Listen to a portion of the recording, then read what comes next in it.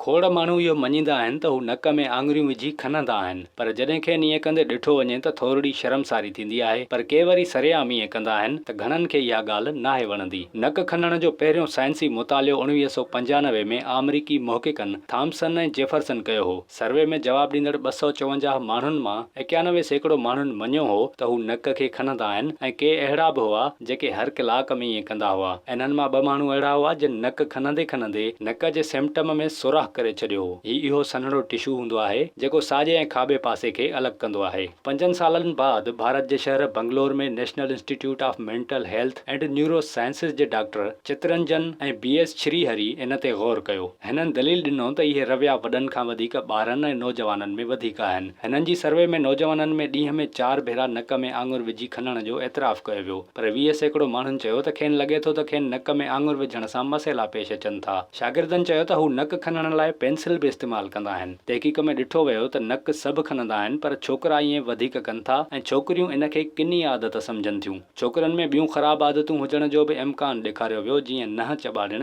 ऐं वार पटिण। माहिरनि चयो त कुझु मामलनि में नक खनण सां गंभीर मसइला थी सघनि था। हिकु अहिड़ो केस बि हो जो सर्जन नक में थियल सुराख खे मुकमल बंदि न करे सघिया। हिकु मरीज़ पाण खे नक खनण खां न रोके सघियो हो ऐं सुराख करे वेठो हो। हिकु ॿी 93 सालनि जी औरत सां बि ईअं थियो हो। हुन त नक जी पाड़ में ज़ख़म करे छॾियो हो। हिकु अहिड़ो शख़्स हो जेको न रुगो खनंदो हो पर वार बि पटींदो हो। पहिरियां हिन आदत खे ट्राइकोटेलोमेनिया चयो वेंदो हो ऐं वार पटण वारो केस ज़ाहिर थियण ते इन खे राइनो ट्राइकोटेलोमेनिया चयो वियो। वार पटण सां नक सुॼी वेंदो आहे ऐं पोइ उन ते मलम हणणु शुरू कई वई। इहा मलम नक जो रंग ई मटाए छॾींदी हुई, पर मुतासिर खे सुकून मिलंदो हो ऐं हू वांगड़ाई नक सां घुमंदा वतंदा हुआ। पोइ वरी इन जी दवा बि साम्हूं आई। असां मां घणा माण्हू सम्झनि था त नक खनणु महफ़ूज़ आहे, पर 2006 जे हिकु मुताले में नक खनण सां बैक्टीरिया जे इन्फेक्शन पखिड़िजण जो वास्तो ॾिठो वियो हो। दरियाफ़्त कयो वियो त नक खनंदड़नि में स्टेफिलोकोकस ऐं ओरियस बैक्टीरिया वधीक हुई। हिननि सभिनी ॻाल्हियुनि खां पोइ बि माण्हू नक खनंदा आहिनि ऐं नह पटींदा आहिनि। माहिर चवनि था त शायदि ईअं करण सां खेनि सफ़ाईअ जो इत्मीनान थिए थो,